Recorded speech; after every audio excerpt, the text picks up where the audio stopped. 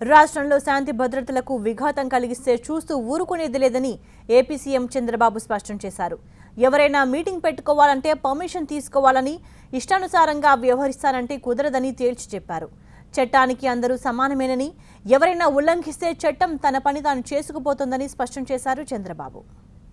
అందరికీ చెప్తాను, నేను అప్పీల్ చేస్తున్నా, పేరెంట్స్ డైరెక్ట్గా అప్పీల్ చేస్తున్నా, స్టూడెంట్స్ డైరెక్ట్గా అప్పీల్ చేస్తున్నా. నేను ఒక విషయం కాదు, ఒకరు కాదు, ప్రతి ఒక్కరు అవగాహన చేసుకోవాల్సిన అవసరం ఉంది. ఓకే, మీకు రాజకీయం చేస్తే నేనేం సమాధానం చెప్పలేను. నేను అడుగుతున్నా, నన్ను ఎడ్యుకేట్ చేయమంటున్నా అందరినీ. స్పెషల్ స్టేటస్ వస్తే ఏమొస్తుందో మీరు చెప్పండి. నాకు ఆత్మగౌరవం, ఓకే, నాకు ఆత్మగౌరవం లేదు, మీకు అందరికంటే ఎక్కువ ఉంది. నో వాట్ ఐఎమ్ సేయింగ్, నా క్యారెక్టర్ అసాసినేషన్ ఎవడో చేయలేడు.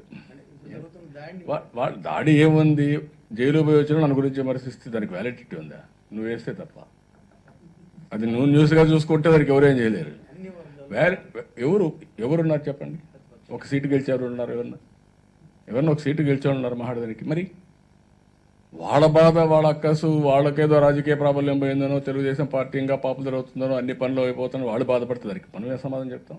ఎందుకంటే ప్రత్యేక హోదా కూడా తీసేశారు, కానీ వాళ్ళకి ఏదైనా ప్యాకేజీ లేదని ఇస్తారని అది ఇంకా డిసైడ్ అయినట్లేదు. అది కూడా కావాలి. నేనేమంటానంటే, మనకు రావాల్సిన హక్కుల కోసం నో కాంప్రమైజ్.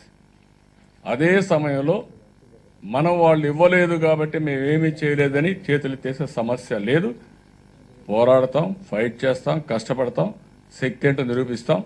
ఎంత కష్టం వస్తే అంత ఎదుగుతాం తప్ప వెనుదిరిగే సమస్య లేదు. ఇది మీరు గుర్తుపెట్టుకోవాలి. చట్టాన్ని అందరూ ఫాలో కావాలా. పర్మిషన్ లేకుండా ఇష్టానుసారంగా ఎవరు చేయడానికి వీల్లేదు. మన తునిలో బస్సులు కాల్ చేశారా? ఎవరు రెస్పాన్సిబుల్? మళ్ళా వైఎస్ఆర్ కాంగ్రెస్ నాయకులు పోయి మళ్ళీ ఆయన కలుస్తున్నారు కదా. ఎవరైతే కేసులు పెట్టారో వాళ్ళే కలుస్తున్నారా ఏంటి? మళ్ళీ ఏం చేయాలనుకుంటారు మీరు ఈ రాష్ట్రాన్ని? అంటే నేను చూస్తా గమ్మున ఉండాలా? ఒక ముఖ్యమంత్రిగా నాకు బాధ్యత లేదు. ప్రజల ఆస్తులు కాపాడాలి, ప్రజల ప్రాణాలు కాపాడాలి. అదే మరికి రాష్ట్రంలో క్రమశిక్షణ